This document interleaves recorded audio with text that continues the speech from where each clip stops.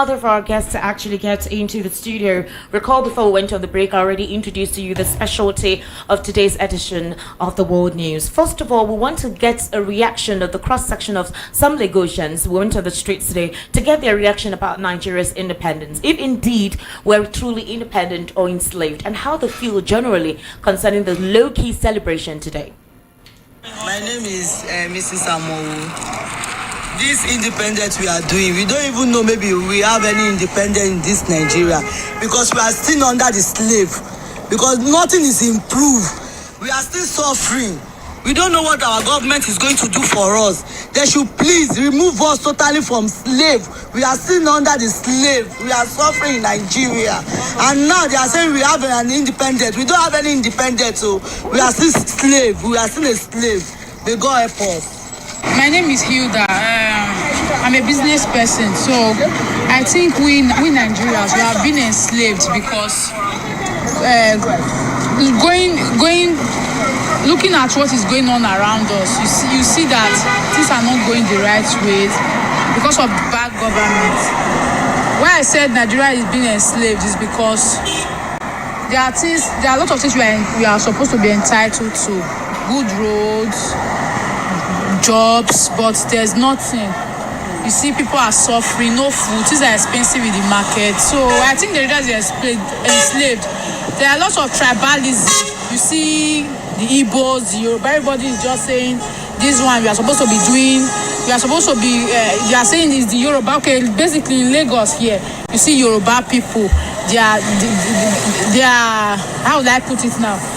Should I say we are being enslaved in a way that we are being oppressed? Because if we are like me, I'm a Benin person. So you see someone who is a Yoruba, they will say you are not supposed to be in this land because you are not a Yoruba person. So I think we are enslaved. If the government can look into the situation in this country, looking later, maybe there are good things involved, good roads, good governments. They create job opportunities for people.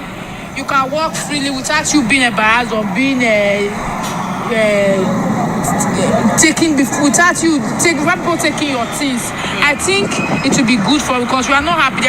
We are celebrating independence, and it doesn't look as if anything is going on. People are not happy the way the country is going. Okay, my name is Samuel. Nigeria is still independent, but due to the country, what is happening? Normally, when Nigeria is independent, we know what will happen. At least we see too much activity going on. At least you see a lovely team, but now due to the country, everything just messed up. The country is not moving fine very well again due to this what is happening. So the independent was just like there's no independent. So that's what I can say about this country. Yeah, just like we're steering now.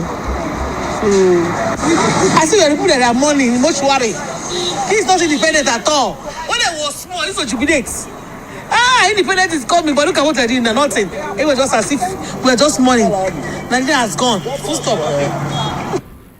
All right, that was a cross-section of Nigerians that you just listened to there. Our senior correspondent went on the streets of Lagos to get their reaction as to if indeed Nigeria is independent or Nigeria is still enslaved. Now, it is time for my colleague to introduce our analyst in the studio. Chima, please go ahead. We have quite the full house today, quite the team. We have Pastor Ola Emmanuel, who will be joining us shortly. He's very much around. We also have Elder Manford. He is a public affairs analyst. We have Barrister Ben Abraham, who will be joining us virtually. And of course, we have Mr. Tochukwu Ezukama live with us in the studios. He is a public affairs analyst as well. Thank you so much for joining us. It's a pleasure to have you here. Welcome. Happy Independence to you. Happy Independence. All right, let's look at the scenario here. It's very important for us to understand categorically where we are actually heading to. Until 1990, the now Nigeria existed as a number of independent national states with different linguistic and cultural differences. All right, Nigeria is a collection of independent native states separated from one another by great differences, either racial, tribal, political, social, and religious barriers. But what makes Nigeria, would I say, unique, peculiar, is the fact that regardless of these territorial boundaries, right? We rely on one another to exist. And so the more than 700 linguistic or ethnic languages or cultural practices that we have here, we've been able to interweave ourselves, and that has formed what we are now. But there's quite a lot of issues that we need to focus on and concentrate, which has put us where we are. And of course, if we want to consider Nigeria's tripod, it's about her people, her economy, and her culture. These are the axes, all right, that places Nigeria where we are. But the question now is this: if we look at Nigeria before independence, after independence, all right, and then future independence, are we truly, would we say independence was preferable before we got it?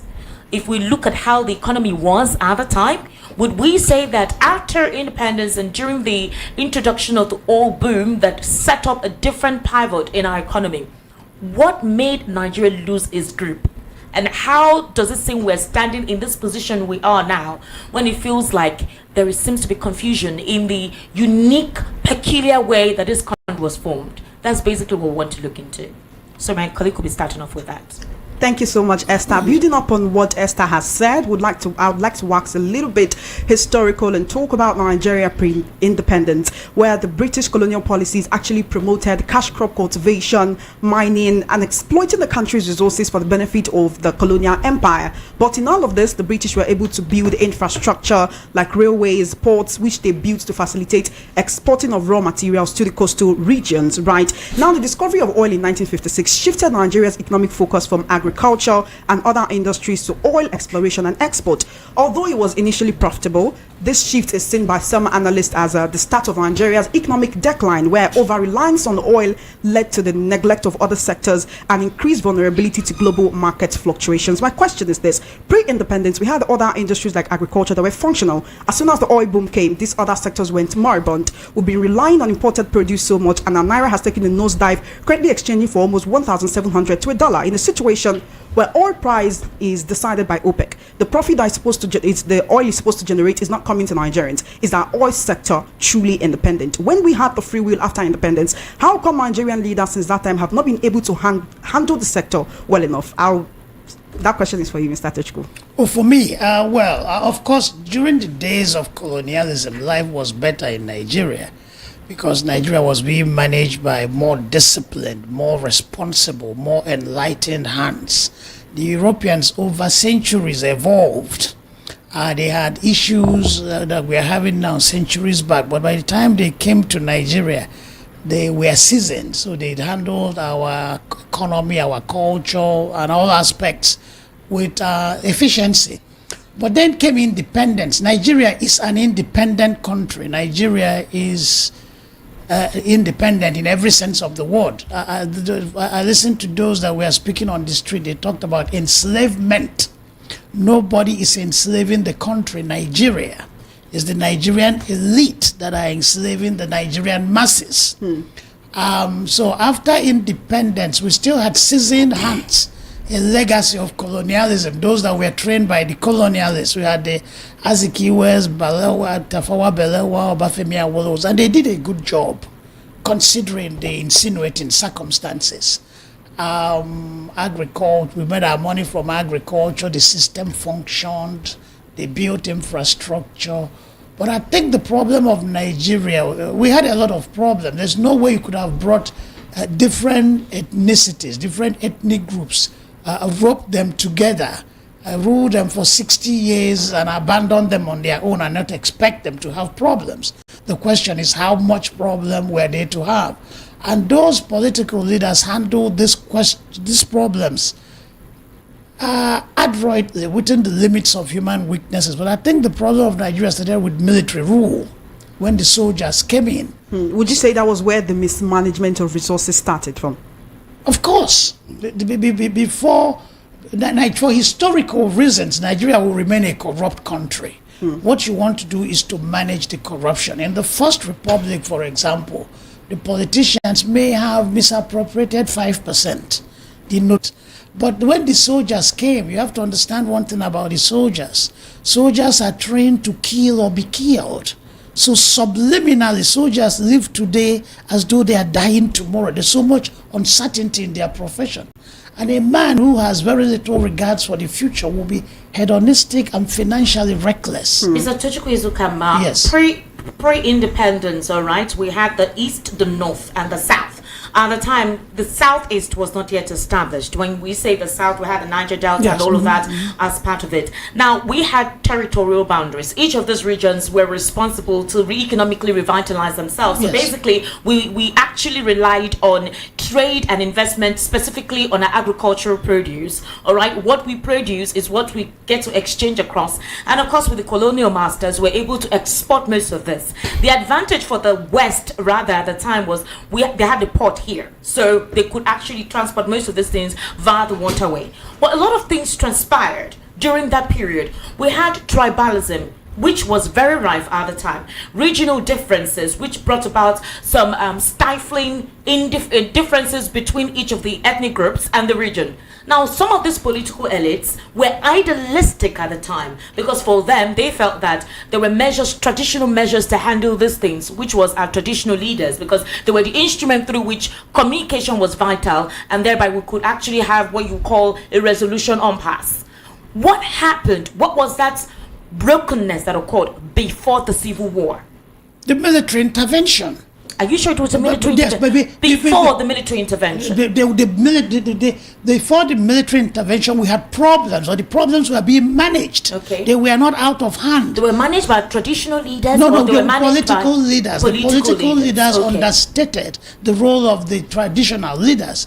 The British set up a wonderful institution for us, and it's the same institution they set up in India, Malaysia. Are you sure? Because Yes. the British were about divide and rule. No, the British did not divide anybody, did not rule anybody. So you're They sure were they introduced colonial the indirect masters. system? Tribalism is sectionalism. Human beings by nature are discriminatory. Human beings by nature are sectional. When we were in school, the good students clustered together. Those days we call them mulattoes, those born of white mothers, clustered together. Those guys that wore bongo and talked about New York, although they've not passed River Niger, clustered together. Human beings discriminate based on race, based on socioeconomic level, based on tribe, based on whatever. So tribalism is inherent. There's nothing you can do about it. It can only be managed by responsible leadership. And the same institutions the British set up in India took India from a third world country to almost a first world country. There's something in Malaysia. So why are Nigerians complaining? The leadership failed. And the failure of the leadership became profound with military rule. Military rule tore up everything up. When Nzogwo, Ifajuna and his group of murderers went killing innocent people in their homes, they twisted Nigeria around. The nation lost its independence. And sent us back 3 decades behind. So when the war came and oil boom came, it was in the hands of those who live today as they are dying tomorrow. They were hedonistic, they were financially reckless. And the people, those that managed the cocoa, the granite, and the coal were there but shoved to the side. So the money was dropping from above. Windfall. You didn't work for it, you didn't research for it, nothing, just money dropping from above. Around, sleep with women. So it permeated our mindset that money falls from above, not from hard work. So there was serious mismanagement at the time. That's a serious mismanagement and a shift, paradigm shift. Our values changed. Before, if you come home with what you're not entitled to, the whole community will worry about it. Where are you coming from? Where is this from? But when the war bred a lot of emergency contractors, war brought a lot of money in the system, supported by the oil boom. So you fed soldiers, many were dead. You're still counting money for them, counting their salary. So you had a lot of rich army officers, rich contractors. It changed our music. Ebenezer Obey, Sonia, all they sang was praises to the rich. You couldn't have done it in the 60s because nobody was that rich. Nobody had that free money to throw away. So it's oil boom and military rule. So the infamous mix, the woeful mix of the money from oil boom and the recklessness, hedonism of our military rulers brought us to where we are. So it's not about hard work. It's not about knowledge. It's not about skill. But how much do you have? All right. Thank you, Mr. Tochkrezukama. Elder Manford seems to disagree with you on certain points, but one thing is, whether military or civil rule, the nation has heavily relied on oil. That is one thing that no one can deny. Other sectors have been left to rot. We've focused our economic sustenance on the production of oil, while the world moves on to other industries, harnessing gas, focusing on the green economy, upgrading via tech. Why does Nigeria still insist on relying on oil? Now that we've passed the military rule that Mr. Tochku seems to think is the problem, we have had civilian rule in this country. We've had democracy since 1999, and yet, when you look at it, 70% of our economy is sustained by oil, and Nigerians are not reaping the dividends of that. Yes. You see why I was shaking my head when he was talking. Yes, we know there were militaries, but their tenure has passed. The civilians that are on ground, what are they doing? No, Elder, he was speaking. We were trying to look at pre-independence, yes, and so he was trying to let us know precisely what led the structure fall. He was saying that it was the military rulers at the time who mismanaged the opportunity of the oil boom. But they did well. They did well then. No, he was trying to say that the British masters, the colonial masters, had already set up institutions and structure that when we got our independence, if we had continued from there, we may not have been where we were today. So the military rulers were the ones who actually galvanized the structure that was set up by the British masters, and of course they mismanaged the opportunity of the discovery of oil. That's basically what he's saying. Okay, so now we are going post-independence. This time around, Nigerians are no longer supposedly on paper controlled by our colonial masters. We now autonomously control our natural resources, isn't it? Which this time around was our oil. But then of course we had the Civil War, which set up 3 decades back. So a certain region had to start recuperating from scratch. But other regions that seem to have steam. We saw the Russian plant at the time during the Civil War in the West. Most of these infrastructures were being stunted because money was diverted during the war. Now, post-election that we have seen, post-independence as we have seen, the military rulers took over. What happened economically after then? Why was the sector that kept us afloat, the sector that made things work, the sector that made our region, despite our ethnic and tribal differences, including our religious differences, why was politics that was introduced post-election become a major divide that shifted the stratosphere of our economy? The problem we're having is the drivers that are doing it. They are driving us in a way that we cannot get ourselves. I see them as merchants. The people that are ruling us now, I see them as merchants. They just want to grab to themselves. They are not there for anybody. Like the people that are saying that we are still enslaved. I buy the idea and said our own slave this time around has changed to a PDP, APC. If you are Yoruba, you talk, they say this one is an Igbo man. He want to spoil the government. You know. So what he have said, quite all right, is right. But the problem I'm having now is the people that is governing us now. They don't want anything to come to the masses. Nothing. They don't want anything to come to the masses. By the time they want to do their own, they do it, nobody will hear.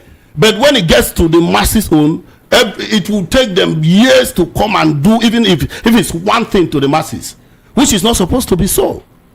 So that is where the problem lies, that people don't get themselves, and everybody is angry.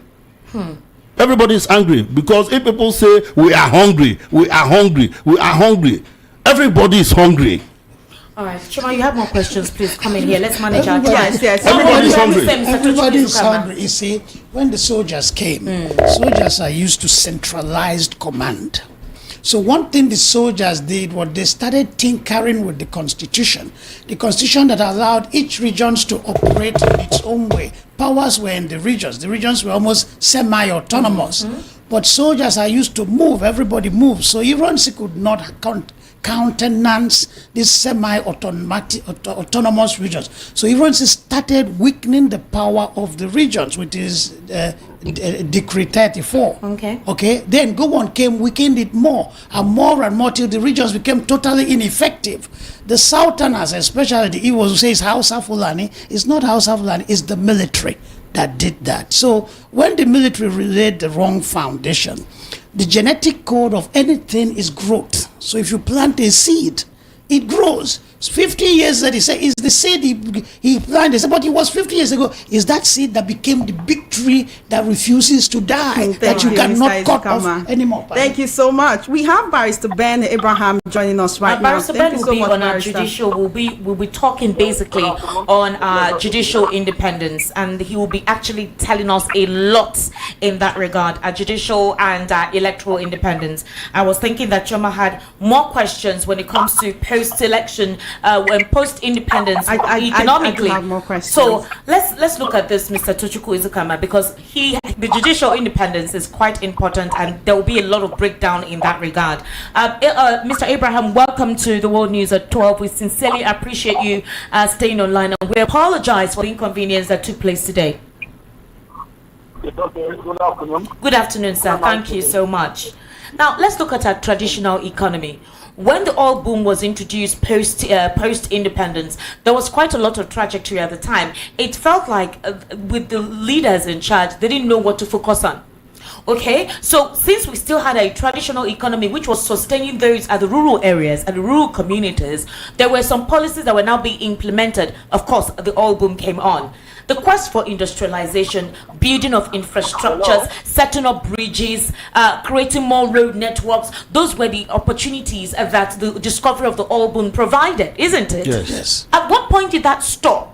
Okay, under Yakubu Gowon did a very good job, and he had what he called 5-year development programs, and that was very, very effective. If you come to Lagos State, they actually rebuilt modern Lagos State with all the flyovers, all the express roads. Beyond that, the level of thievery intensified. The slide also came under Shagari because the mindset, the value system has been warped.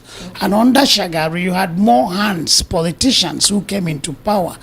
Unlike the politicians of the First Republic, the Second Republic politicians were not sure of what to expect. So they had the wrong mindset, the wrong value system as determined by military rule, but also in a hurry, also in trepidation, also nervous. So they stole. You don't know what will happen tomorrow. They tore the system down. The slide started under Shagari. Idi Abo and Buhari came and had good intentions, but it failed, and Babangida took over. After Babangida, it's been downhill because nobody allowed. That's when 419 came. That's when you can start a bank, steal all the money in the bank, and the bank will collapse. To Babangida was, as long as you do not challenge my power, do anything you like and make your money and have fun. It was when selling of body parts began, and all that we are suffering today. They all began on that Babangida. So the bottom line is bad leadership.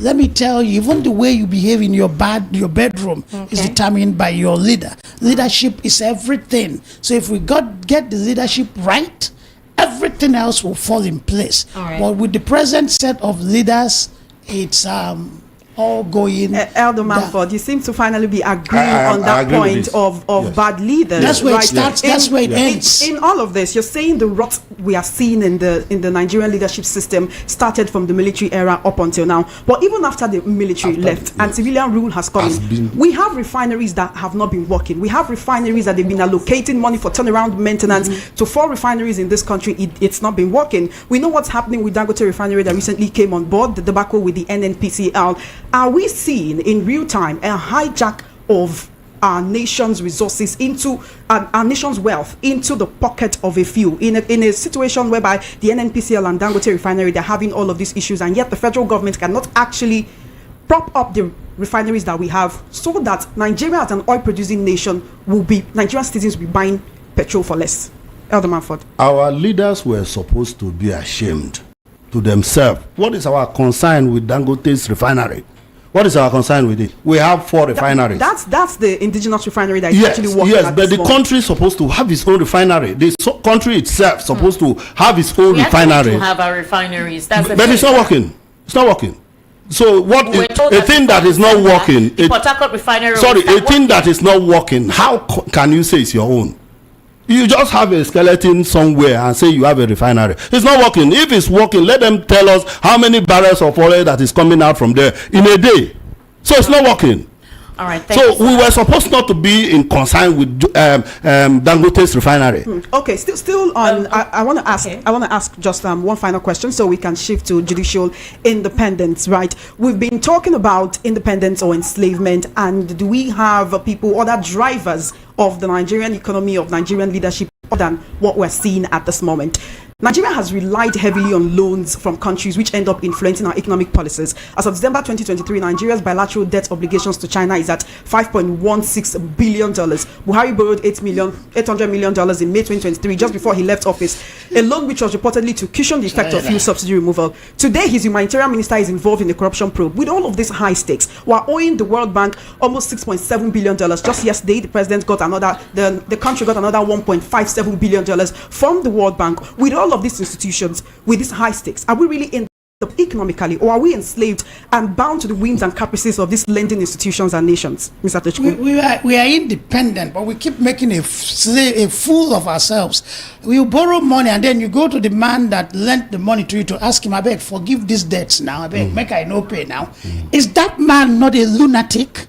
You keep borrowing monies ostensibly to develop your country, to invest in whatever that will bring returns, and in the end you go begging the man, forgive this debt that I'm owing you. If anybody that does that in your village will be a laughing stock, people will not take the person seriously. And we talk about our sovereignty, independent nation. So we are independent, but we are the ones making a fool of ourselves. But the Nigerian government better realize that if you think that neocolonialism, Western neocolonialism, is a slap in the face, Chinese neocolonialism is a bludgeon in the head. So Nigerians are right to be scared about the fact that Nigeria is owing China so much money. Yes. China has free trade zones in Nigeria. Country. China enjoys, many Chinese companies in Nigeria enjoy complete tax holiday, one-stop approvals for all their permits and licenses, duty-free import, everything they make in these zones to the domestic market, 100% foreign Chinese investment in Nigeria. And treat Nigerian employees like China trash. Buy Nigeria. So Nigerians are right to be scared about that. Chinese, you better not play with the Chinese. They will take over your country. Is it that Nigerian leaders do not know that these people are very strict with all the funds that they release, or they just don't by care? their greed? They don't care. They don't care. Blinded by their greed. Power is hypnotic. Okay, so those in power do not think right. That's why philosophers like the Chinese philosopher Confucius told people to always criticize their leaders and criticize them severely, because it helps the leaders to come back to reality. It's hypnotic. When you're in power, you can't think right, because everybody around you tells you what you want to hear. So they know what if they think right, they would know, but they don't. They're not thinking right. But they better be careful with the Chinese. So that borrowing with nothing to show for it. Evidently, a good percentage of the money borrowed is being diverted into private pockets. And that's what we have with this administration that keeps telling us, tighten your belt, be ready to make more sacrifices, when they are on a shopping frenzy, buying things we've never known. No Nigerian president ever saw the need to frolic in a yacht. We never had a presidential yacht. Now we have it. We bought a car for $1 billion. You're saying all right? Yes. Okay, it's all right. we have less time. And we have a legal practitioner waiting for us on the telephone, so we need to go into our judiciary. Right. Now, of late, Barrister Abraham, are you with us, please? Barrister Abraham. Hello, sir. I'm here. Thank you very much, sir. I can hear you. Yes, thank you for your patience, sir. Of late, the judiciary has come under intense criticism and experienced serious erosion of public confidence, so much so that its indispensable independence and impartiality have been put to serious doubt. My colleague Kayla Abraham, actually has quite a lot to ask you in that regard. All right. Well, we'll be looking at our electoral system. We will start with our electoral system, and after independence in the future of the country in our electoral system. Before we move to the judicial, I can hear you very loud, very clearly. all right, Barrister Abraham, can you hear me now? Can you hear, sir? Yeah. All right. Well, let's start with the electoral irregularities and malpractices that have been in Nigeria before 1960, even before the country gained independence, and have remained a significant issue in our democratic history. Now, since the establishment of the Electoral Commission of Nigeria (ECN) in 1958, electoral bodies have evolved, with INEC becoming the first supposedly independent electoral institution. Or INEC was introduced, for many things, to conduct elections free from the influence of the government, political actors, and external interference. Barrister Kent, how have these persistent electoral irregularities dating back to the independence in Nigeria impacted the independence of our electoral institution and the broader democratic autonomy of the country? I can't hear clearly. You didn't hear what she said, sir? Okay, we're having an issue with our cord, and maybe it's the mic we're using. Barrister Ken, can you hear us now? Can you hear very well now? Barrister Ken, can you hear? All right. Okay, we have an issue. The cord in the studio is so poor. We have to place you on the mic. Hello? Okay, you have to hold the phone close to your mic. That's okay. Hello, Barrister. Can you hear me now? So quickly summarize so he can respond. All right, this is Kayla Abraham right now on air. Well, electoral irregularities and malpractices in Nigeria have been a thing before independence, and it's still a major issue in our democratic history. Now, we already know the establishment of the ECN in 1958, but after then, electoral bodies have evolved since 1999, where we got our INEC, the Independent National Electoral Commission.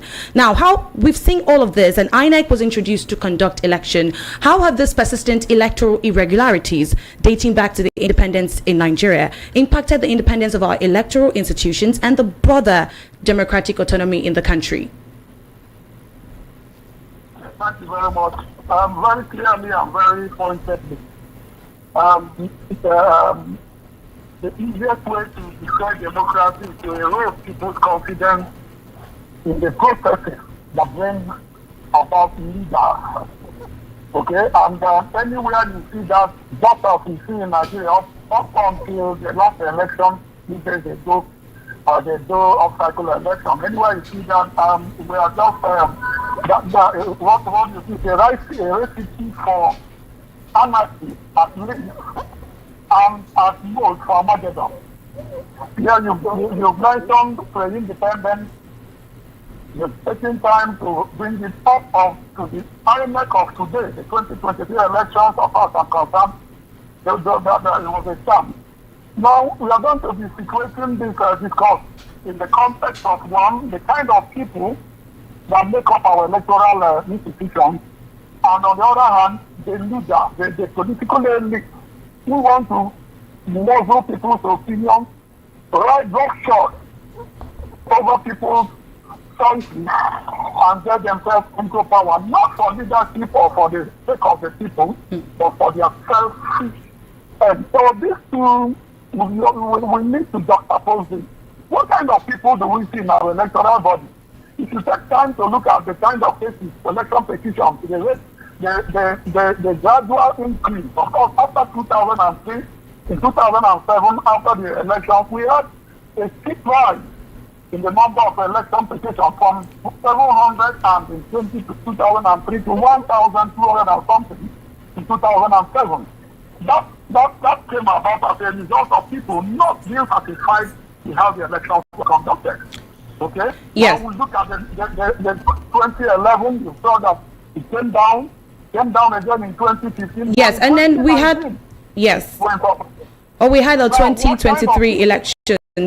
Barrister Abraham, if you can hear me kindly, please. So in 1999, that was when we saw a usurping. There was a different shift in our democratic dispensation where, you know what transpired, whereby before Abacha died, Obasanjo was already on the chopping block. That was basically what it was. Now, when he died, Obasanjo was set to become the president. INEC was established at that time.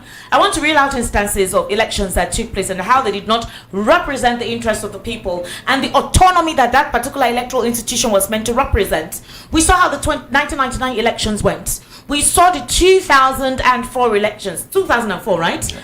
Then, of course, we saw the 2007 elections. We saw then the 2011 elections. Yes. Now, before 2011 elections, the election that brought in former president, or late President Yaradua, where the president himself came out to cite an example that he knows that this particular election conducted did not truly represent the majority of Nigerians. So the question is this. That was in 2007, right? No. 2007, yes. 2007, late Yaradua. Yes. Good, thank you so much, sir. So this is the question. At the end of the day, remember, Independent Electoral Commission, meaning that the Electoral Commission is meant to conduct elections, all right, and transparently give us the results, which reflects the majority of Nigerians. At the end of the day, it's the judicial system that decides who is the president. So if that is the case, why do we have an institution that conducts election if at the end of the day it lands at the court and the judiciary then dictates to us who becomes our president? And that is the problem. It's still the same process. How do you justify or how do you explain what we see in Nigeria today? Where most of the cases end up in court. I make whatever name it is, so in terms of independence, remember I was saying something because it's simple. We have the kind of people that populate INEC, that's one issue. The other hand is the people, the politicians who want to have their way will result. What is the attraction in our kind of democratic experience that gives that and gives rise to wave after wave, cycle after cycle of violence, story, and all manner of anti-democratic experiences? This is something we have to look at. So I like as an institution, that there are people who naturally want to get into any position and make money, as we see the level of corruption in Nigeria today. But there ought to be at least the kind of people that should be in INEC, is the truly when they are independent, are people that should be able to deliver to some extent. Look, the position of the returning officer, in my respectful view, is a quasi-judicial position. And what do I mean? It's a situation where people gather, complain, cast their vote, and you stand to call the result. You are acting almost in the position of a judge at that moment. And the thought that was administered to you should be something that should be given. And the violation of that oath should not just be left to go that way, as we see. All about the INEC reports after the 2023 election, how many of the officers were infected? How many of them are affecting the Barrister, speaking of 2023, Barrister Abraham, speaking of 2023, the general elections that happened in 23 has been the most talked about election. We saw the wide outcome of the Gen Zs come out in 2023 to vote. While that became a major point of discussion in Nigeria due to the widespread electoral irregularities, we saw harassment of voters and agents in different states like Borno, Kebbi, Lagos State, where we are based. Now let's talk about Lagos State. We saw incident occur in Lagos State where the oral court openly paraded in some communities to intimidate voters and scare away voters, particularly women. Now in all of this, INEC promised us a credible election. Can we really say that INEC is really independent, looking at these electoral irregularities that have bedeviled our electoral system? Well, when it comes to violence during the election, we have to talk about the security setup, which incidentally at the end of the day answers to one or two people in power. And that is the reason we still see that security men at best are neutral, at best they shy away from their responsibility, and that most of the time you see them getting directly involved in thwarting the will of the people. That's for security, that's for violence. And at the end of the day, the results that are written, INEC never cannot justify it by any means, by any way, by any dint of imagination. The kind of results that came out after the 2023 election, with the things people witness, people were real-time reporting of an avalanche of malpractice. So you see that the issue of insecurity is one end. INEC is a body, but of course they work with security people, the apparatus. Yes. But on the other hand, the result, the dimension of collecting figures and transmitting figures, that is purely INEC, and that is where people are interested in. I mean, so at the end of the day, people are scared from coming out to vote. then we have to hold, because this issue of democratic reform has to be something just beyond, a situation where people come out and then people intimidate them, like you mentioned, the cops come out there, not boxes, and all manner of voter suppression. That is something also that has to. Thank you so much, Barrister Abraham. Thank you so much. Mr. Tochukwu Izukamba, Yes. this next question is for you. During the tenure of Maurice Iwu and Tahiru Jega, we now have Mahmoud Yakub. These individuals, during the time they conducted elections, we saw the charade that took place on national television. We saw all the theatrics that it was handled. Now we have a situation where anytime elections are coming up, we always get grants from international communities, either the World Bank, the United States. All of them are saying they're supporting our democracy, because obviously for us to conduct elections, we're promoting our democracy, isn't it? They give us funds to ensure that our elections are as transparent as you can get it. But there are other critics and philosophers and fundamentalists like yourself who believe that this is an avenue for them to, let's say, control the outcome of that election. A possibility where they dictate to whoever emerges.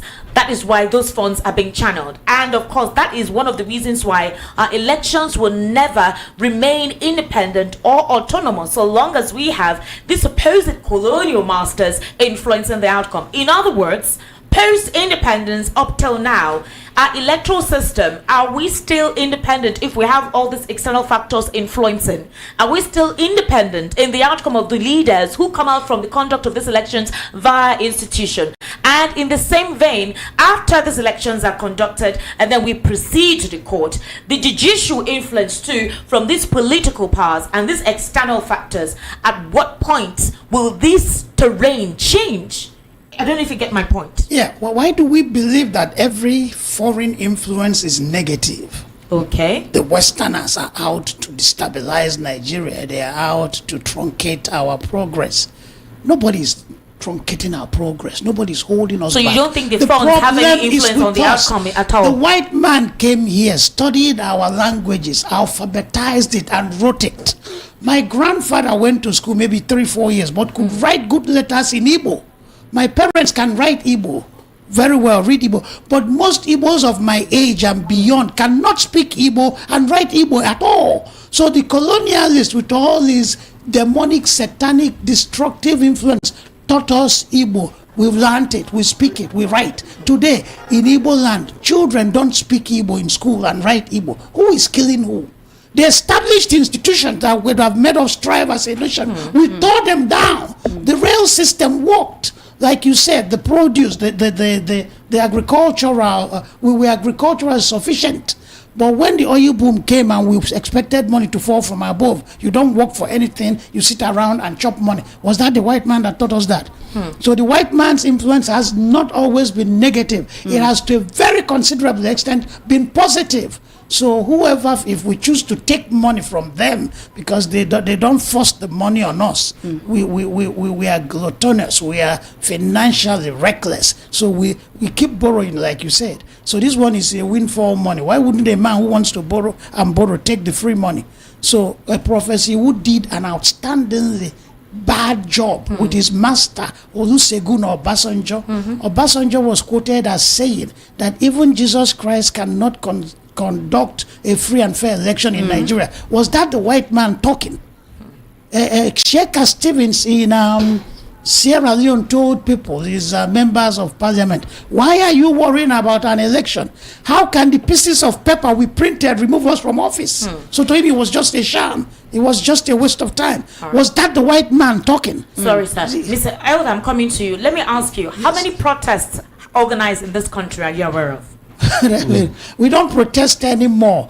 I think the protester became compromised, like this present protest. No, let's go back the Aba riots, the ones that became quite the Aba riot, those days the Nigerian Bar Association protest. Okay. Medical Association, Students Association, but these days nobody protests. They were very vocal. Yeah, but these days people are co-opted, people are compromised. Everybody is searching for his pocket. To protest now, you talk to the government. He tells you where to protest, where to stop, where to end. That is not protest. Protests are in defiance of the powers that be, not in cahoot with the powers that be. So when you are co-opted by the powers that be, it's not not a protest anymore. It's just grandstanding. Elder, last month we had a 10-day end bad governance protest, right? Yeah. We saw what transpired. Omoyele Sowore was out of the country at the time, but he really galvanized on social media. Yeah. He has returned. A couple of persons feel that this was what the political parties were meant to do, rather than having one individual, because he has been representing everywhere. This man was a presidential candidate, all right, in the 2023 elections. He has been extremely vocal on the political anomaly, the economic fluctuation, the devaluation of the naira, our infrastructural establishments going down the drain, our cultural and moral values debilitated, and of course you can see the ethnic and tribal sentiment taking the light of the day. Now, today, the end fearless protest begins. I want us to take a quick listen to Omoyele Sowore on the field, and then of course the next question that will be driven at you, you can quickly respond to that. Independence we got in 1960, they struggled for it. We are struggling for a new independence, and it is part of the continuation of what we started in 2019 with revolution now, because we believe that only revolution can save this country. Revolution now! Elder, this man was incarcerated. The first time he went on the street to call for revolution now. We saw what transpired, how he was kept on the slam treasonable felony charges on him. Of course, that case is actually still in court because he had to come to respond to a court appearance. That also made him come back to the country. And we saw that in the end bad governance protest, that was the same charge that was relayed on a couple of the protesters. Investigative journalists sue. They actually said that they reeled out data and government secrets that they were not meant to do. We have seen a consistent pattern of protests taking place and nothing happening. The end bad governance protest, they gave out regulations. All the things that the government was meant to meet up with were not met up with. The president in his speech today told us we should be patient, that his economic policies are gradually taking shape. There's also going to be a youth confab, and they're going to set up delegates to ensure that the youth can air their minds. But the question is the fact that Nigerians are dying in droves, literally. Jobs are no longer available. Companies are closing down. Establishments set up by international organizations have closed up. No job opportunities. The educational sector is in disarray. All the vital institutions that makes up Nigeria's economy, as we say, is already down. So, how long should Nigerians be patient to wait? And is it true, as Omoyele Sowore is calling for, that it is time for a revolution regarding what transpired on those who actually went out to protest last month? Yeah, in my own opinion, the president is still campaigning. He's still behaving as if we are still campaigning. Because the president of our country has studied this country for 30 good years. More than 30 good years. And he came today on the television and was not giving us dates of things that he will do. And he's still telling us, I will. He's still campaigning, to my own understanding, because I thought the time of campaigning has passed. Because he was supposed to be telling us dates that so and so thing, I have done it, or I will be doing it in so and so day, so that when it gets to that day, if he did not do it, we will now have something to tell him that this thing you told us that you will do it so and so day, you have not done it. But he is still campaigning to us. I will. When will it come to pass? Mr. Tochukwu Izukamba, I don't know if you heard the full-on of the president's speech today, where he said quite a lot, and that he told us that he's deeply aware of our struggles. A couple of people feel that the protest currently ongoing is sponsored by certain elements for monies to go into their personal pockets. But the reality of the situation is that Nigeria is in dire need of help. And being the fact that today is Independence Day, it doesn't reflect or replicate what the actual term independence is. If most of the vital institutions that makes Nigeria what it is has become moribund. At this moment, the Southeast is not what it is. Nnamdi Kanu is still incarcerated. There's still a political situation going on there. Mr. Tochukwu Izukamba, the protest today, do you see it having any headway? No, the protest is not making any difference. And this administration is not listening to anybody. Mr. President came to power talking about Emiloko. It is my turn. And it's his turn, and it became his turn. So for the body language of this administration, the balance of this administration, you can tell that this administration has little to offer the suffering masses of Nigeria. Right. And like I keep saying that the situation in the country evokes very painful memories in me. It reminds me of Biafra, where there was so much hunger and everybody was so fixated on food. How do I eat? How do I eat? That's the situation in the country now. So, but this administration, don't expect much from it. Nothing much is changing. It's just lip service, because from the way they handle the affairs, the money they waste on trivial issues, and they are not sensitive to the plight of Nigerians. They are contemptuously indifferent to the plight of the Nigerians. But when they talk about revolution, the word revolution lacks a precise definition, so they better define what they mean by revolution. Yeah. If you look into history, see that most revolutions in history failed. The Russian Revolution failed. The Soviet Union imploded. This revolution would have failed if not that Deng Xiaoping, after the death of Mao Zedong, started bringing in capitalist system things,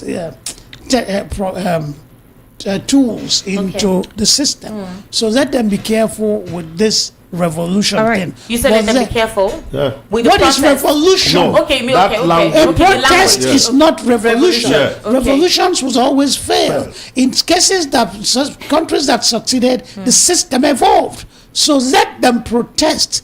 Let this protest be vehement. Yeah. Let it be dramatized. Okay. But whatever they mean by revolution, let them define it. So that they, as for the Southeast and Nnamdi Kanu, I am opposed to any form of dismemberment of Nigeria. Okay. I am an ardent proponent of one Nigeria. I don't know what Kanu is doing, because he talks as though he's God. I don't know what gave him that authority, who he's speaking for. Okay. But if you release him... So you say he's not speaking for the good of the Southeasterners who have complained they've been marginalized on several occasions? Marginalization is subject. The problem of the Igbo man is not marginalization. Okay. The Igbo man must look inside and take responsibilities for his actions. Okay. You don't go shifting blames like Nigerians are trying to shift blames for their problems.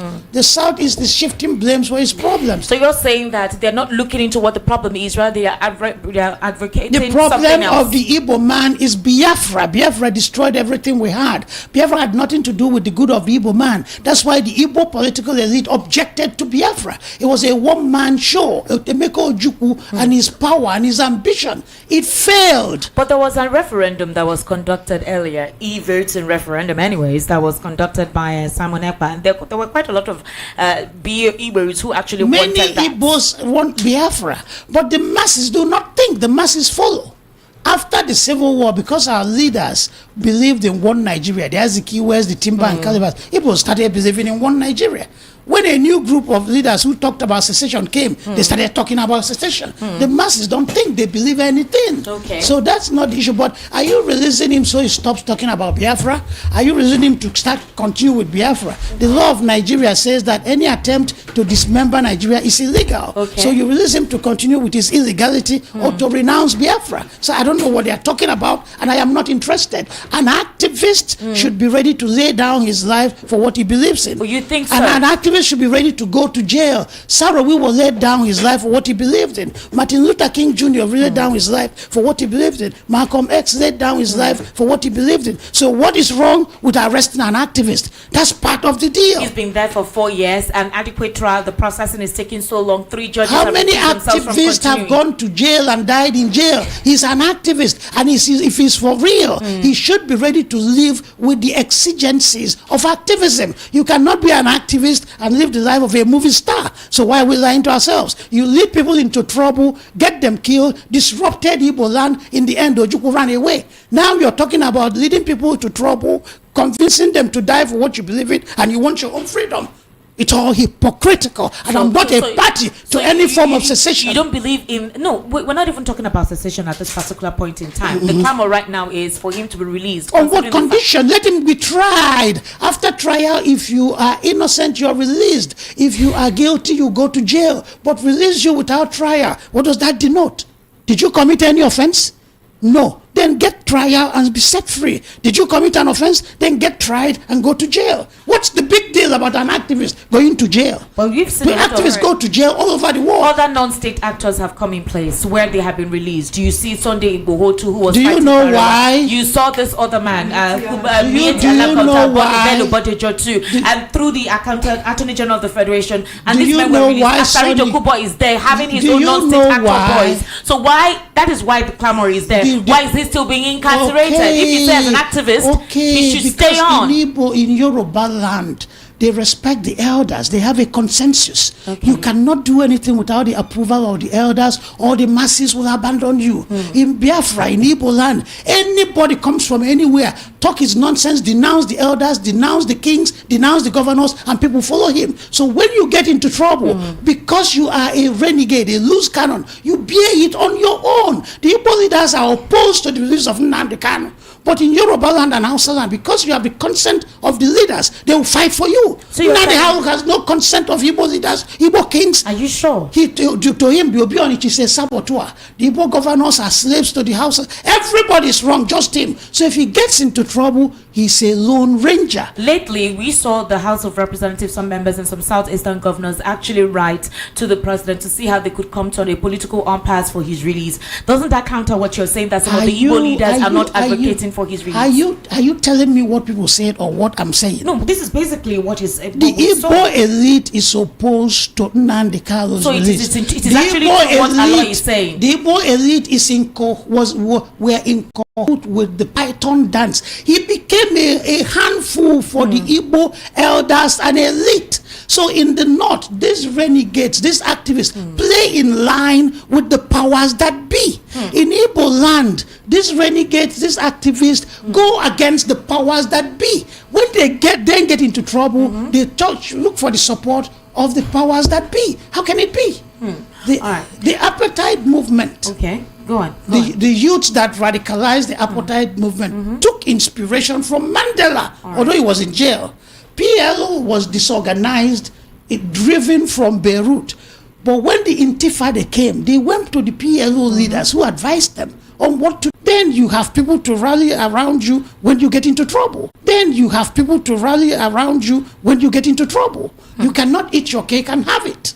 All right. Pastor Ola Emmanuel, good afternoon and thank you for joining us today. Good afternoon, everybody. Sorry that we have actually we didn't have, thank you for joining us today. Good afternoon, everybody. Sorry that we have actually we didn't have enough seats, and so that was a problem. Pastor Ola Emmanuel, for that title, Pastor, it tells you that you are spiritually deep. So let's go on to the fact that when it comes to religion, due to the state of things, the decapitation of some of our institutions, Nigerians have embraced religion in every facet. That is the place they run to. They don't know how it works for them, whether it's traditional, whether it's whatever means. They believe in something beyond the physical, and that is what will take them out of this quagmire. We are discussing Nigeria's independence, and if indeed Nigeria is independent or we're still enslaved. We're just speaking about somebody who was incarcerated, who is still incarcerated, agitating for a supposed nation that is like utopia. What's your take on all of this? All right, good afternoon, everybody. Good afternoon. Talking about the independence of Nigeria and the state we're in, let's get something straight. One, independence is real. Nigeria has gotten her independence from the Britain. So when you talk about independence, we're independent. But the issue, completely independent of our own in terms of the management of infrastructures and the systems that actually align with independence, so to say.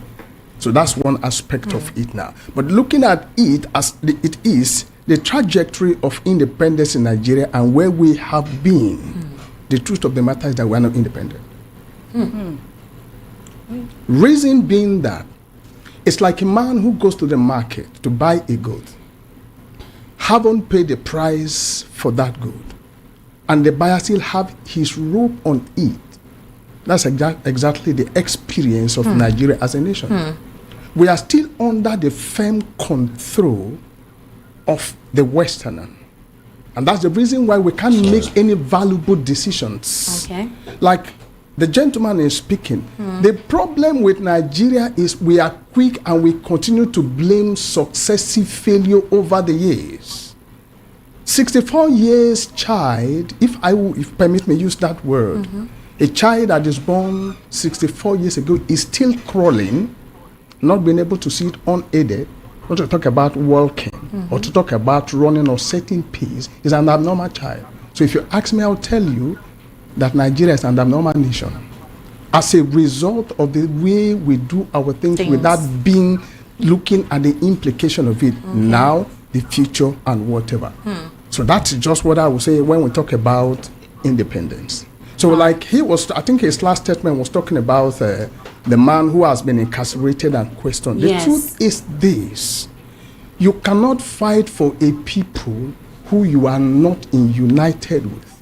So you think Nnamdi Kanu is not united with his people? The Igbo land are not in support of whatever he's doing. But he has a lot of followers who are actually The followers are people he has been able to speak to, reasons why he's into what he's doing.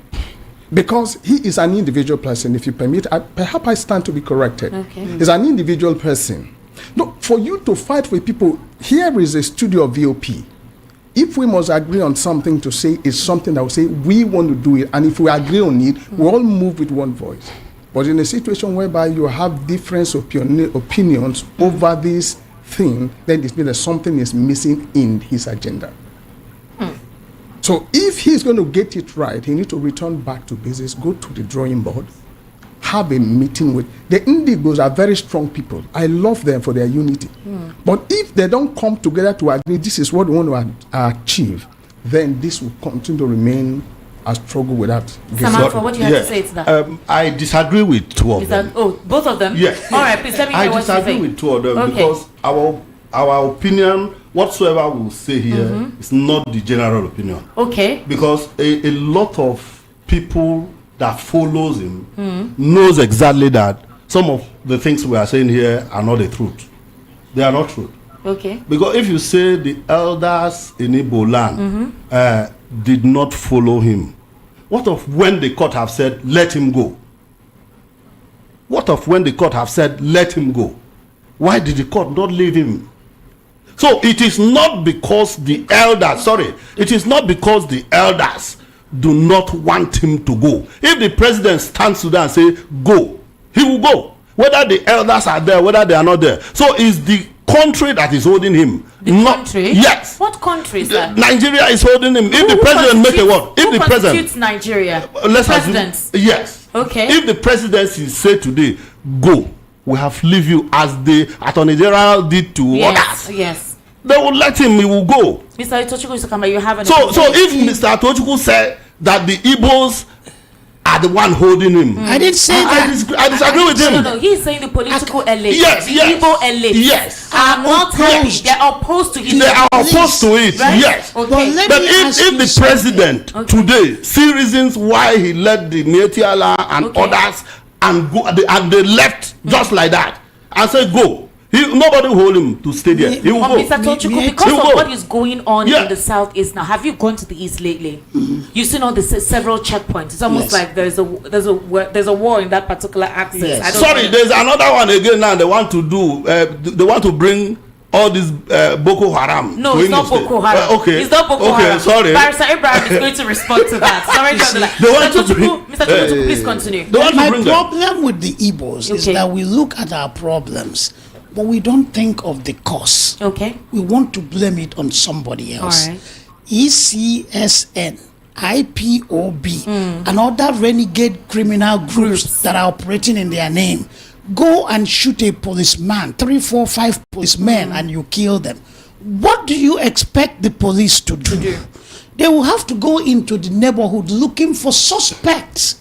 So when they go, you say they are harassing us. They have to put checkpoints to forestall future attacks on them in future. Then you say they are putting checkpoints. But the problem is with Nnamdi Kanu and his IPOB and his ESN. I think it kind of spiraled out of their hands. They are not in control of all that is happening. But he started it. I listened to his tapes. He would say things like, this lockdown is utter and complete. If anybody comes out, I know my people, they will come out. He talks like he's God, as he's infallible. If they come out because they are stupid, burn that person and burn him up in his store, in that store. That's what he started. So this is what the federal government is holding him down with. He will say, we have guns in a door, pick those guns up, kill the soldiers, pick up their guns.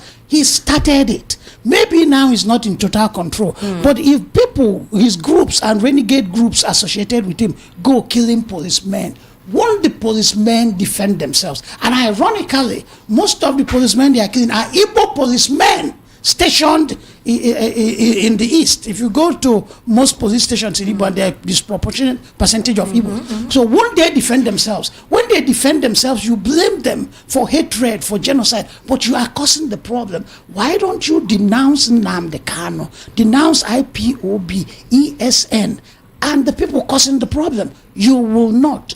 So if the Igbo elite collectively decide to help in the release of Nnamdi Kanu, it may not automatically bring his release, but it will add weight to the demand to release him. That they are working against it helps to keep him there. It's a political decision. Sure.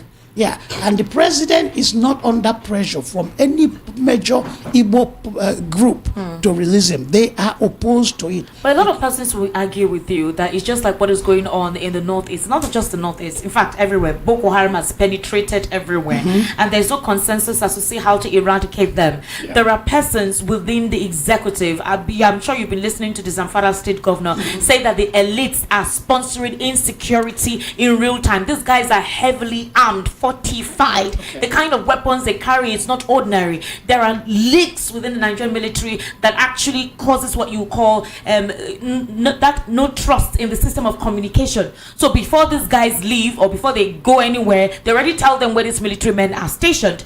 What would you say to that respect? If you say the agitation, the call, and the way this man has been behaving is what is causing the fracture in that particular region, what about the broader sense of the monetization of Boko Haram, the fact that some of the presidency, not even within this administration, from way long before, they are being sponsored? That's basically what the Zamfara state government is saying. Every of this terrorist group has their sponsors and have the cost. What brought about them? I don't know everything, but can I speak about what I know about? Okay. I know that Nnamdi Kanu started his agitation and advocated violence.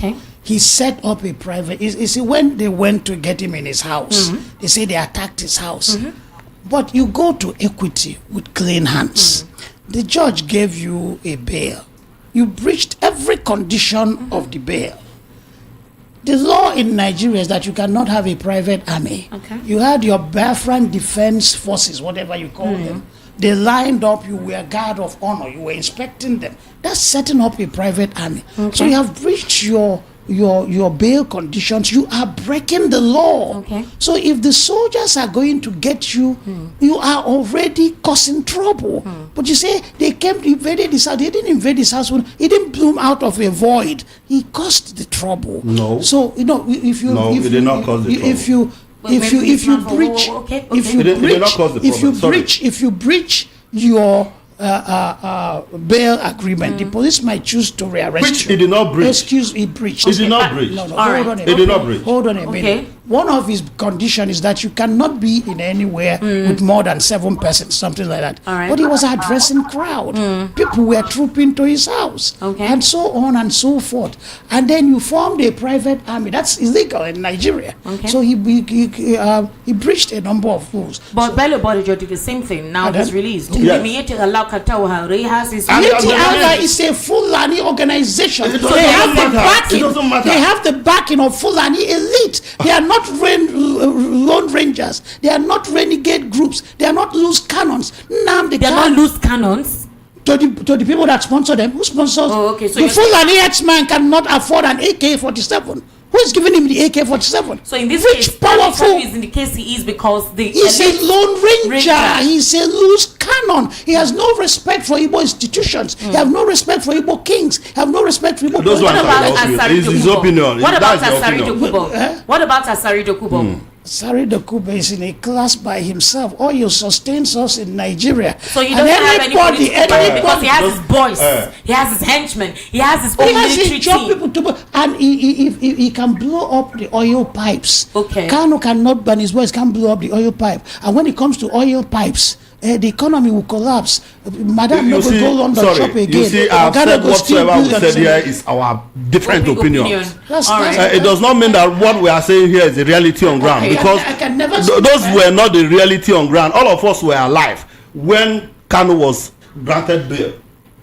And they said, go to your... It doesn't mean that if somebody come to my house and I tell him, welcome, that I've breached anything. Said 7 persons. Well, when you have... I have not breached anything. I'm inside my house. It's when I begin to go outside to make announcement. That is where it becomes a problem. All right. Barrister Abraham, I'm so sorry for keeping you on the line. The indigenous people of Biafra has rejected the Nigerian government's plan to establish an internally displaced persons rehabilitation and skill acquisition center in Ehime Mbano. I'm sure you recall just last week there was an inspection of a facility within National Open University in Imo State, Ehime Mbano. The idea is to train these internally displaced persons in that place because of what is going on in their area of origin. But a lot of Nigerians are disputing it and saying that they do not want it, specifically IPOB and some southeastern residents who are saying they don't want that because of how these guys can take over settlements in the southeast. Do you believe in that idea? Barrister Abraham. Okay. Yes, I'm here. The question will always be, who are the internally displaced persons? They should, of course, be people within the same area who were displaced because of an uprising, because of a wave of insecurity, but as we have a lot of it in many parts of Imo State, especially in the Olo. So, to that extent, you cannot stop people from being camped in a temporary shelter where they can bring their lives together, get some form of empowerment, skill, or whatever you call it. But on the other hand, the call by IPOB and other concerned people need to be looked at, and that is something that most of the time when we speak about Igbo elite, we speak, I've had so many things, so much from the different analysts on this program. I've enjoyed everything. But must also think beyond just the idea that somebody somewhere is trying to lord it over other people. All right. We have to also accept that among us as people, this one of course I'm a proud people man, we need to also analyze our attributes, we need to analyze what we are. Okay. We have people also among us for political reasons are ready to sell the entire Igbo mandate to someone out there. We must not forget this is not the first time such a thing can happen.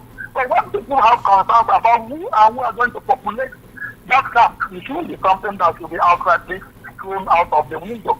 There are, of course, precedents to this thing. All right, thank you so much, Barrister Abraham. Mr. Salidu, I appreciate you joining us today. I will have to let you go so we can quickly wrap up as fast as possible. I sincerely do appreciate it. Thank you so much. All right. Pastor Ola Emmanuel, we are hearing Arewa, they want to go their way, IPOB wants to go their way, the Yoruba Nation too wants to go their way. All of this has happened as to fact that Nigeria is independent. So if we're indeed independent, why are these groups asking to, emancipate themselves? Thank you. When people are agitating for freedom, the first question, we are Nigerians. And we are all together in this nation. And when you begin to experience a kind of thing that the leadership pattern and style that we are experiencing does not seem to take you to where you are going, you begin to think other way around. So the agitations by the Arewas or the Oduduwas or the whatever, the Eastern people, could be a question to the leadership. Why are these people asking for their personal freedom?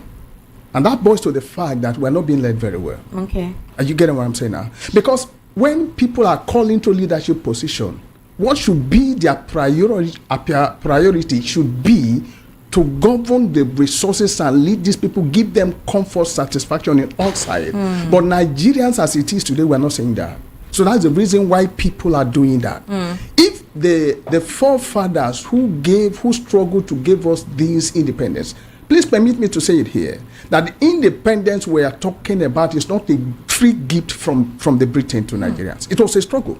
It was a struggle. Yeah. So having struggled to achieve it, What happens to those of you who are now enjoying the liberty that other people has brought? Instead of bringing succor to the people, you are heaping hardship on the people. That's why Nigerians are angry. And that's why every region is fighting and saying, I think it is better if we are on our own, we should be able to manage whatever God has given to us to move our life forward. So when people are not taking you to where you expect to go, you think I should try to lead myself to where I expect to be.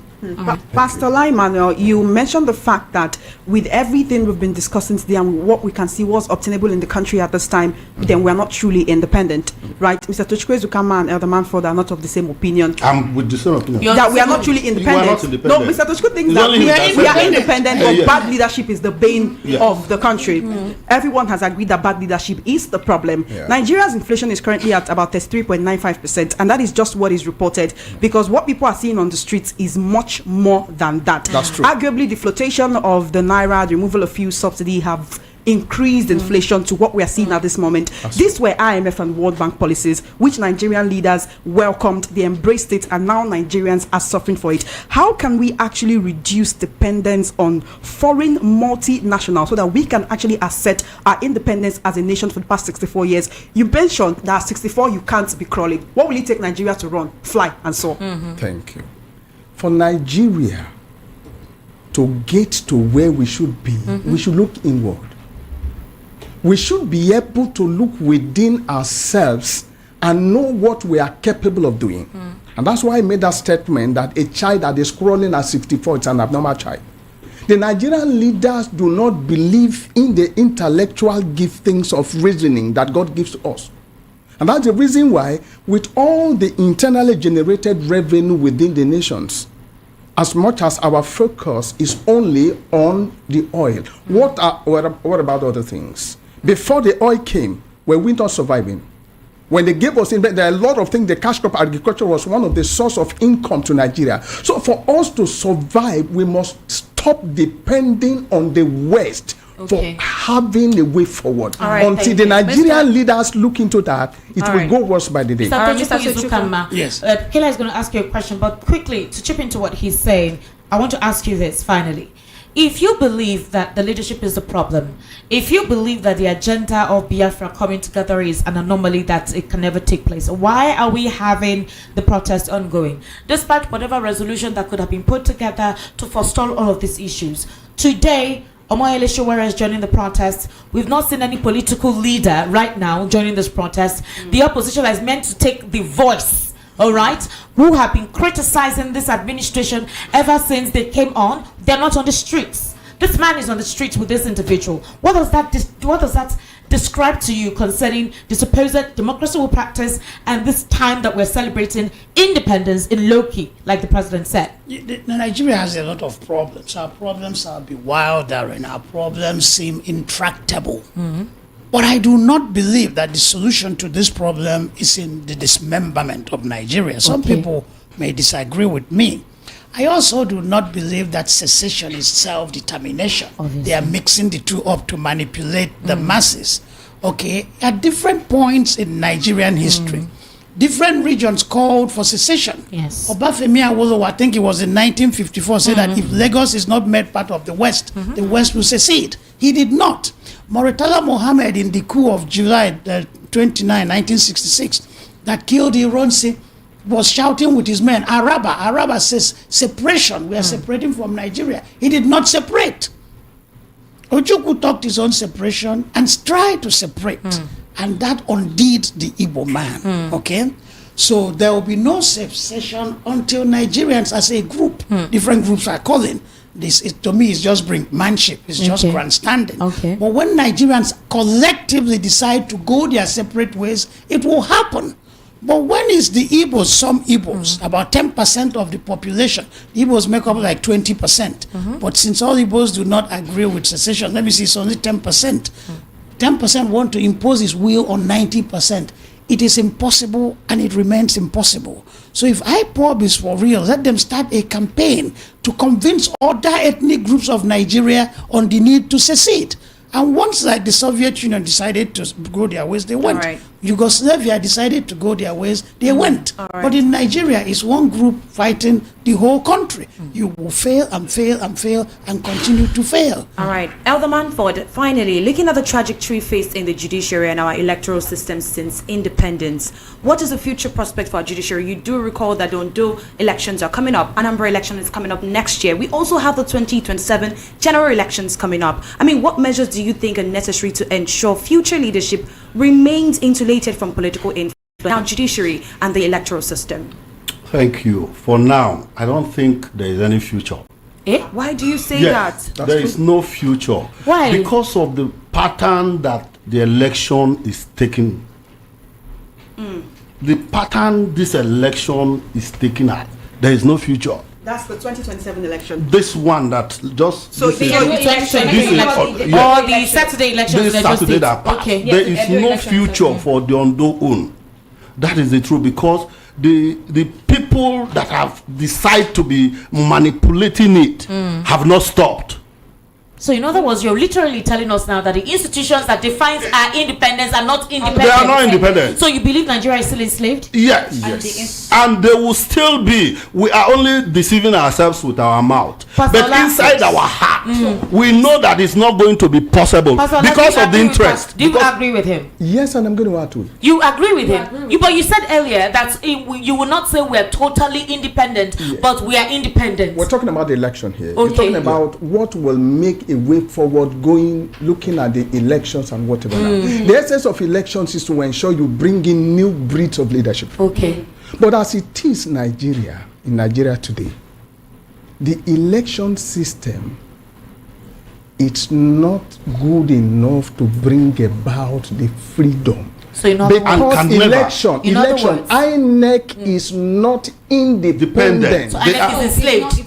Yeah. Enslaved. Because there are caucus of people that determine what happens in INEC. And as long as that continues, there will be nothing good comes. And that's the reason why people are agitating for revolutions. And we're having the to say, ongoing protest now. Yes, the protest is ongoing. The revolution is saying, the gentleman here said that they are not defining the term revolution clearly. The point is that when you're saying revolution, what kind of revolution are we talking about now? Because you see, one of the things that has kept Nigeria where we are today is that we are working. What are you working? So you need to be specific at certain things. This revolution is meant or is targeted to end bad governance. It's targeted to end corruption in the INEC. It's targeted to end hunger. It's targeted to end insecurity. Until those things are defined, and when you embark on it, ensure you follow suit until you achieve it. Not starting it haphazardly and you leave it. And that's the reason why the status quo of Nigeria remains like this. What's your final take on that, please? The final take is that Nigeria is led by an oligarchy. Okay. It's an oligarchy that has deployed power as a ruthless enemy of the people for a very long time. This oligarchy has acquired so much power and so much wealth. So until we dislodge this oligarchy, Peter Obi tried to do it in this last election and failed. But it's still possible. Are you sure it's still possible? Have you seen the campaign, the mudslinging? Yeah. Have you seen the dissolution of the political party? No. The all back and forth to destabilize it, withhold the trust of the people on They them. are all dancing to the drum beat of the oligarchy. The changes will come. Obi was rigged out, but that's not new in Nigerian politics. Okay. Ngige rigged Obi out in Anambra State. Ngige is not an Hausa man, so Igbos rig Igbo's house. The Hausas rigged Hausas out. I don't like this Igbo thing they did it because it's an Igbo man. No, it's the Nigerian way of doing things. So until this oligarchy is this oligarchy that benefits from the chaos that pervades Nigeria, the oligarchy that benefits from the upside downness of Nigeria, the oligarchy that benefits from the vast scene of confusion that is Nigeria, until they are dislodged, we will remain in this situation. So in other words, due to the reign of this oligarchs, Nigeria is not independent yet. Nigeria is independent. Independent in what? In From all you have foreign described. powers. From foreign powers. But the oligarchy is enslaving the masses. The masses are not independent. They are being manipulated. So we are now being enslaved by our own people. Simple, of course. The problem in Nigeria is not between Yoruba, Igbo and Hausa. It's between the elite and the masses. When the elite sit around to share money, they don't remember your tribe. They don't talk of your religion. What was the name of the former national security advisor under Goodluck Jonathan. He was Sambo Desuki. He was sharing $2 billion. He shared to Igbos, he shared to Yorubas, he shared to Hausas. As long as you're part of that power elite, you got something, irrespective of your tribe. So it's elite versus the masses. The masses need to be awakened. Unfortunately, the masses, irrespective of their numbers, strength, and righteous anger, cannot get anything done unless they are directed strategically. So we wish we have more people like Sowore, if it's for real. Well, he says it's for real. He says it's for real. If it's for real, he headed to galvanize the masses. He did. We need more people He was like Abuja that yesterday. to galvanize the masses. And whoever wants to galvanize the masses must be ready to suffer for what he believes in, and possibly lay down his life for it, or he's a hypocrite, or he is fake. Pastor Ola Emmanuel, you spoke about the elections. I just want to ask one question. Do you think that the appointment of the INEC chair should be done by the president? The appointment of the INEC chairman. Yes. If it is going to be done by the president must be this kind of person that believes in objectivity. Because as we speak, in fact, the president of the now works and deploys systems of principles and rules, which I have just written down here. Dictatocracy is a system of rule where the opinion of the leader alone supersede and overrule the interests of the masses. So are you saying that if the leader actually has a good mind to be neutral or objective, that even if he appoints or nominates an INEC chair, that there will be no influence whatsoever from him on the result of the elections conducted? If the act that brought INEC to bear is actually to allow them operate independently without any influence, why not? But do you think that's possible with Nigeria today, with what you have seen, with the trajectory, with the pattern? It's not possible. It is not possible. That's the reason why we are in the mess. So our electoral system, our electoral institution is enslaved, not independent. It is not independent. Our judicial institution is enslaved, not independent. It is not independent. Mr. Manford, you believe our economy at this time, is it enslaved or is it independent? Very, very good enslaved. Very, very good in slavery. So then what are we celebrating if we say we're all enslaved? If all the pivotal institutions are enslaved? The celebration of independence as we speak is counting the numbers of years when officially the Britain allowed Nigeria to stay as a sovereign state. Okay. But not because we've been left alone. Okay. All right. Mr. Ola Emmanuel, thank you so much for coming here. You're welcome. Mr. Tochukwu Izukama, thank you so much. Thank you. Mr. Manford, we sincerely do appreciate you. And of course, Barrister Abraham, thank you so much for your patience. We sincerely do apologize for the stall earlier. But thank you for lending your voice on the program this afternoon. My name is Esther Wachuku. My name is Choma Innocent. And I am Kayla Abraham. All right, thank you so much, team. We did it. We did well. We did okay today. Join us later this evening as well for a collective news and news analysis of the world news at 6. Right. Thank you for staying with us. Bye for now. Up next is Matters with Ikami Judah. Oh, jeez. News with no bias.